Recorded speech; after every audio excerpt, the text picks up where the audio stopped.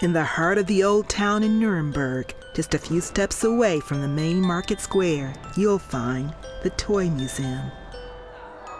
With a collection that numbers almost 100,000 items, the Toy Museum has been presenting the world in miniature to visitors young and old since 1971. The history of the Toy Museum begins with a woman whose passion for collecting put her well ahead of her times. Lydia Bayer. Lydia Bayer Sr. started collecting toys as far back as the 1920s. She built up an impressive collection, and the Bayer family operated a small private museum in Würzburg. Her daughter, Lydia Bayer Jr., became the Nuremberg Toy Museum's founding director.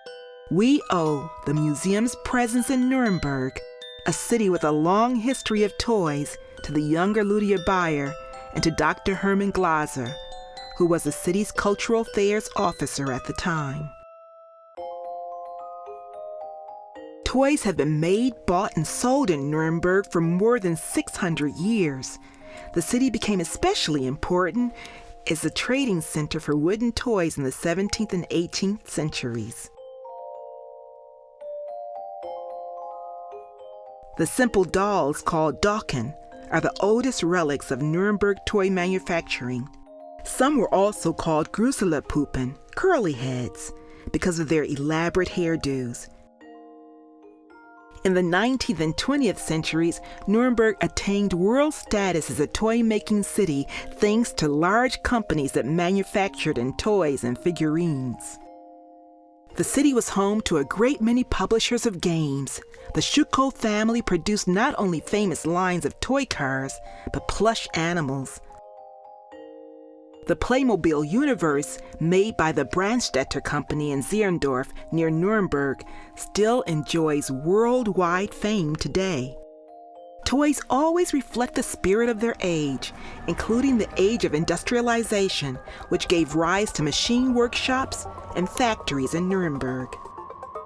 The steam engine, which of course was a driving force for industrialization in the 19th century, appears here in toy versions of all sizes and varieties. We can find large portions of the history of design reflected in the toys, and toys can also tell individual personal stories.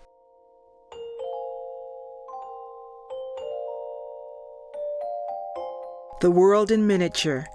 The Toy Museum also vividly documents each era's social and political events, with exhibits like this East German girder and panel building set from 1959. Or with the hardship toys that Nuremberg children played with during the war years and immediately after. Toys made from rubble, paper, old sacks, or scraps of clothing, simple but bursting with imagination.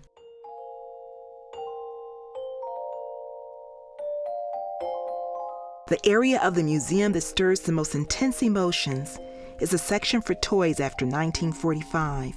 Visitors quickly discover objects here that they themselves had owned and played with. Was ist an ihm besonders? Warum denke ich, dass die... People instantly recall situations from their own childhoods.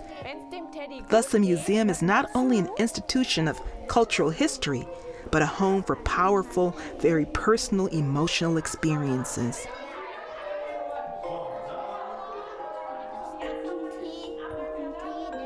More than 100,000 visitors come to visit the Nuremberg Toy Museum each year, half of them from other countries. You too will be very welcome.